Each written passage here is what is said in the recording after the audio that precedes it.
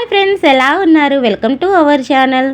మనము పైపింగ్ మనం బ్లౌజ్కి స్టిచ్ చేయాలి కదా. బొటిక్లో అయితే పైపింగ్ చాలా నీట్గా స్టిచ్ చేస్తారు. అది ఎలా వస్తుంది అసలు, అది టెక్నిక్ ఎలా? మనకి పైపింగ్ కట్ చేసుకోవడానికి మనకి ఒక ½ పడుతుంది.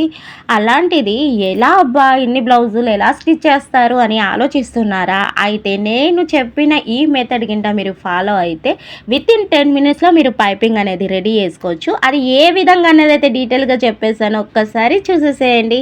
మీకు నచ్చితే లైక్ చేయండి, షేర్ చేయండి, సబ్స్క్రైబ్ చేయండి అబ్బా. కొంచెం చిన్న ఛానల్ వాళ్ళని కూడా సపోర్ట్ చేయొచ్చు కదా, ఓకేనా? అయితే నేను ఇప్పుడు చూపించిన విధంగా మనం ఎంత చిన్న క్లాత్ అయినా సరే, ఎంత పెద్ద క్లాత్ అయినా సరే, మరొకసారి నేను చూపిస్తున్నాను. మాటలతోటే నేను ఈ వీడియో ఎక్స్ప్లెయిన్ చేయడం మర్చిపోయాను కాబట్టి చూడండి. ఈ విధంగా మనం ఈ క్లాత్ని ఈ విధంగా త్రికోణ షేప్లో వేసుకోవాలి. వేసుకున్న తర్వాత మళ్ళీ ఆఫ్లో మళ్ళీ ఇలాగే త్రికోణం అనేది మళ్ళీ వేసుకోవాలి. వేసుకున్న తర్వాత మళ్ళీ ఇట్లా మళ్ళీ మడత పెట్టేసేయాలి. ఇలా మడత పెట్టేసిన తర్వాత ఇప్పుడు చూడండి, కరెక్ట్గా టిష్యూ కదా, టిష్యూ క్లాత్ కాబట్టి మనకి అనగడానికి టైం పడుతుంది. అలా ఇప్పుడు ఈ విధంగా ఇలా మడత పెట్టేసుకొని మిడిల్లో ఒక కుట్ట అనేది వేసేసుకోవాలి. ఇప్పుడు చిన్న క్లాత్ అయినా సరే, మన దగ్గర ఉన్న పెద్ద క్లాత్ అయినా సరే, ఏ కలర్ అయినా సరే, నేను ఇప్పుడు వీడియోలో చెప్పిన విధంగా మడత పెట్టేసుకొని మిడిల్లో ఒక స్టిచ్ వేసుకుంటే కానీ మీకు ఇంకా టైం అయ్యే ఛాన్సే లేదు.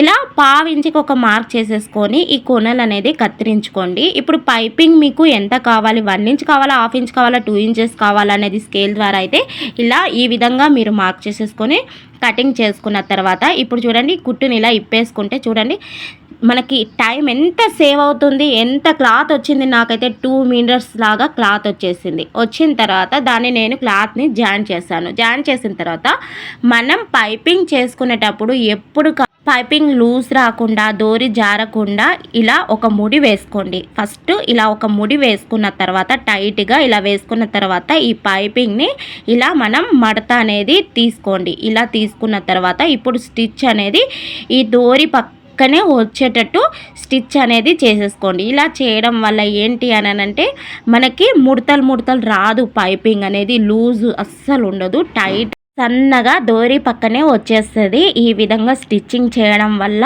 మనకి ఏంటంటే దోరి ఊడిపోతుంది అన్న భయం కూడా ఉండదు. ఇంకొకటి, మనం దోరి ఎండింగ్ అప్పుడు కూడా మనం ఏ విధంగా అది ఎండ్ చేయాలి, ఎండ్ అయ్యే వరకు ఇలా అడ్డంగా ఒక కుట్టు వేసుకోవాలి. ఇప్పుడు చూడండి, ఇక్కడ స్ట్రెయిట్ క్లాత్ తీసుకుంటున్నాను. ఈ స్ట్రెయిట్ క్లాత్ పైపింగ్ దేనికి అంటే హ్యాండ్స్కి, నడుముకి మనము ఎప్పుడు కానీ స్ట్రెయిట్ పట్టే తీసుకోవాలి. ఎప్పుడు కానీ స్ట్రెయిట్ పైపింగే తీసుకోవాలి. అంటే అప్పుడు ఫినిషింగ్ అనేది చాలా నీట్గా వస్తుంది. ఇప్పుడు చూడండి, ఈ విధంగా నేను స్ట్రెయిట్ అయితే తీసుకున్నాను. ఇప్పుడు సేమ్ ఇదే మాదిరిగా ముడి అనేది వేసేసుకొని మనం పైపింగ్ అనేది వేసేసుకుందాము. ఎప్పుడు కానీ మనకి ఫినిషింగ్ నీట్గా రావాలి అని అంటే 2 రకాలుగా మనం పైపింగ్ అనేది స్టిచ్ చేసుకోవాలి. అది కూడా గుర్తుపెట్టుకోవాలి. స్ట్రెయిట్ ఎప్పుడు కానీ నడుముకి, హ్యాండ్స్కి పెట్టుకోవాలి.